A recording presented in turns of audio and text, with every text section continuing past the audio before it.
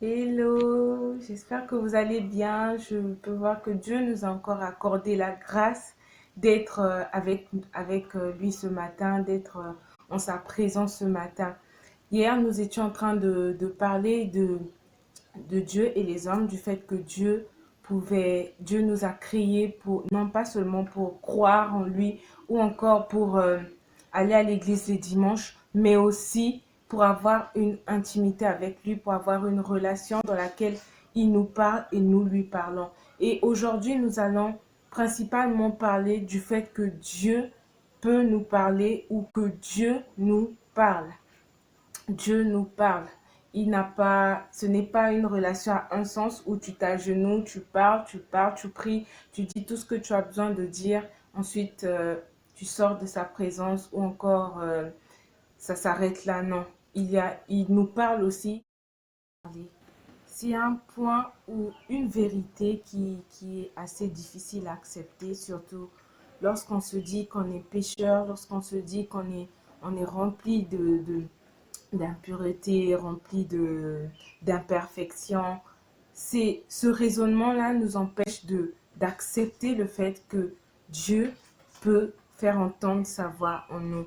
Et malgré la voix de la conscience, malgré la voix de, de, de notre esprit, il y a une dimension que nous devons atteindre, celle de laisser Dieu ou encore d'écouter Dieu te parler. N'oublions pas que notre thème, c'est silence, le Seigneur me parle. Silence, le Seigneur me parle. Voilà pourquoi tu as d'abord besoin, avant que le silence s'installe, tu as d'abord besoin de croire ou d'accepter le fait que Dieu peut te parler. Il y a une question qui m'est souvent revenue à l'esprit.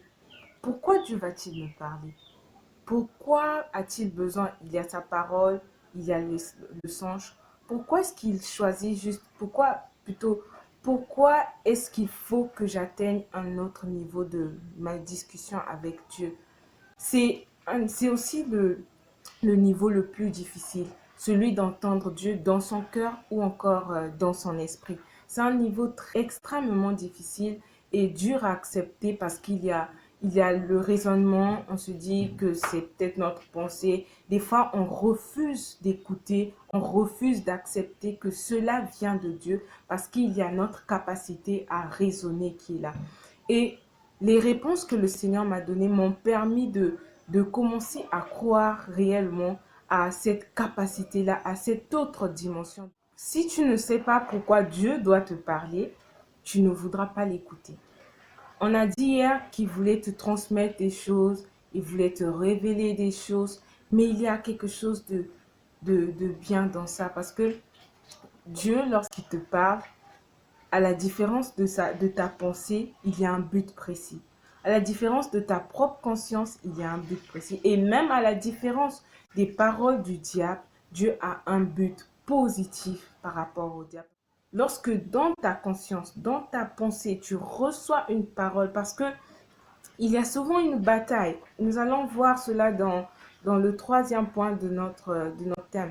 Il y a une bataille en nous. Et cette bataille peut te conduire à la dépression, à être triste, à te sentir perdu.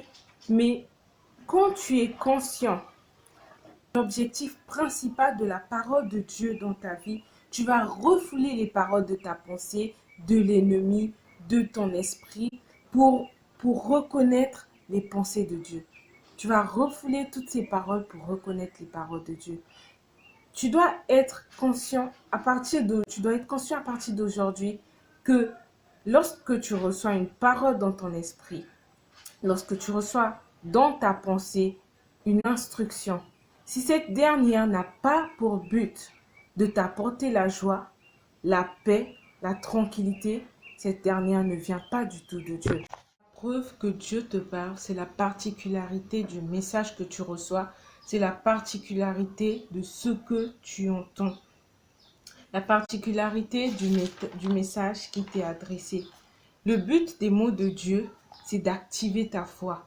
On peut voir avec Abraham, lorsque Dieu a dit à Abraham, sors de la maison de ton père, Abraham pouvait se poser la question de savoir, est-ce que c'est réellement Dieu qui me parle, cette voix que j'écoute, est-ce que c'est réellement celui qu'on m'a tant parlé, le Seigneur Dieu?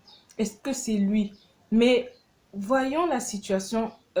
Abraham, en examinant sa situation, il était chez son père qui adorait, qui fabriquait les idoles, sa femme qui ne mettait pas au monde, la parole ou la promesse qui apportait la paix en lui, cette paix qui lui rassurait qu'un jour il aurait des enfants, un jour il serait riche, ne pouvait que lui convaincre que c'était Dieu.